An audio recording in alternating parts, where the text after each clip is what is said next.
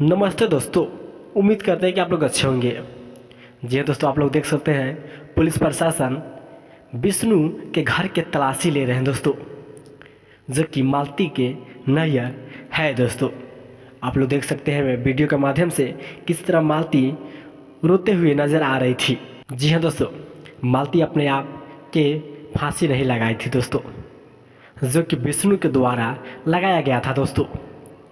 जी हाँ, मालती अपने आप कैसे हत्या कर सकती है दोस्तों, बोलिए।